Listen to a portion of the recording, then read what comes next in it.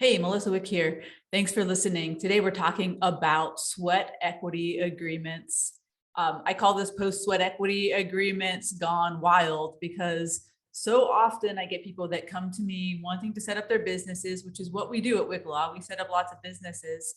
And more often than not, people come and they want to start up a business and one person is going to put in all the cash. They have the cash, they've got the deep pockets, fine. The other partner has a set of skills. So that partner decides, hey, I'm going to perform skills. I'm going to perform sweat equity for this company. And that's going to buy me my ownership interest. You know, the work that I perform for the company is going to buy me my ownership interest. And that's great. And usually people are on the same page about it. They're very excited about it. They're happy with the arrangement. So like, who am I to rain on their parade, right? I will help people put together these agreements, but I do see sometimes these deals go sideways.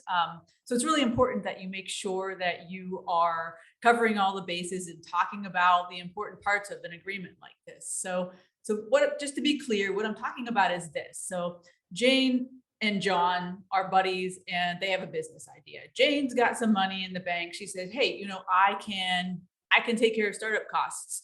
John says, perfect. I don't have any money, but I'm a really good marketer. I'm like an amazing marketer. I understand Facebook ads. I understand, you know, the pixel. I understand how to do retargeting. I will like get this business going with the marketing. So they think it's a great idea. So they come to me wanting to start a business. John's like, I don't have any money to put in. I'm going to do services for my ownership. Jane's fine with that. She's going to start the business with her money with the startup costs. Cool.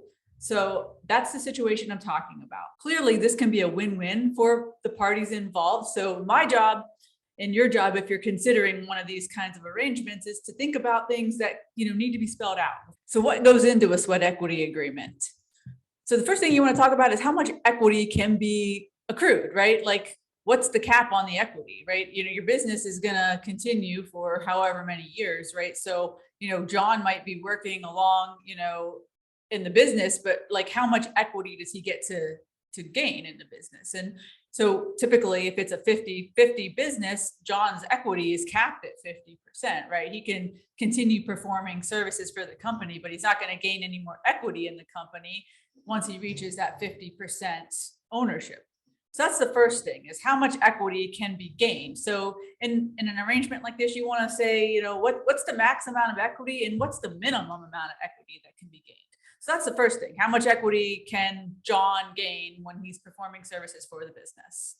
The second thing you want to talk about is the rate at which equity accrues, right? So does equity accrue every month as John works? Does it accrue every 6 months? Does it accrue, you know, every year? How does it work? Like, what's the timing of when equity accrues? That's the second thing you want to address. The third thing you want to address is a vesting schedule, right? So maybe you don't want the person's ownership interest to start accruing right as soon as they start working. Maybe they're new to the business and you want to sort of test the waters. So maybe you decide to pay them at first, and then as they progress and as they provide services, you know, after a certain amount of time, their ownership interest starts to vest. So you might want to set a schedule for when that ownership interest can start actually vesting and becoming something that John owns, right? So that's how a lot of people handle. They may compensate John in cash, pay him like an employee for the first year. And then after that, after he's put in some time and things are going well, then he can start earning an ownership in the company, and his ownership will start to vest at that time. So that's another thing. That's like the third thing you might want to think about, is a vesting schedule for this. The fourth thing that people really need to understand well when it comes to sweat equity agreements are the tax issues. So I don't want to be the bearer of bad news, but the person performing the sweat equity gets taxed on that income, right? The IRS sees that as like a one-time income influx of income to John, the person performing sweat equity, right? So, you know, that's just something that needs to be talked about and understood very well before you enter into this agreement, because you don't want to be surprised by a tax burden that you didn't anticipate. And the last thing that's really important to talk about are performance criteria. So oftentimes, like, you know, especially with something like marketing, right? A lot of times, like, one party might be saying, well, I'm going to do all the marketing for this business. But what do you mean by marketing exactly? Like, you need to probably spell out, like, what's the expectations exactly, right? It can't just be, John's going to do marketing. It needs to be, what exactly is John going to do? How many hours a week is he devoting to this? Is he writing the content of the posts? Is he just posting the posts? How often is he supposed to post on social media? What is he actually going to do? What's the strategy?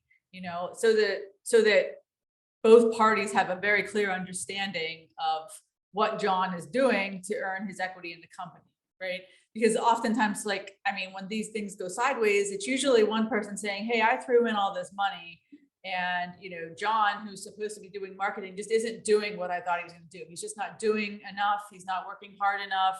We don't have any results from his efforts. So it becomes a problem. So what you want to do is just address that from the gate, right? You want to say exactly what you're going to do. You want to talk about, how long maybe it takes to understand the marketing of a new business. You want to have everyone's eyes wide open about this arrangement. So this video just scratches the surface of what should be included in a good sweat equity agreement. And I hope that if you're going to enter into one of these arrangements, you would contact a lawyer to have a lawyer help you navigate it, because it's definitely not something you ought to be doing on your own. So my name is Melissa Wick. I own Wick Law offices in Columbus, Ohio, and I'm a lawyer who helps small business owners with basically all facets of their business. So if you want more information on this, please give me a call, 614-572-6366, or mwick@mwicklaw. Thanks for watching.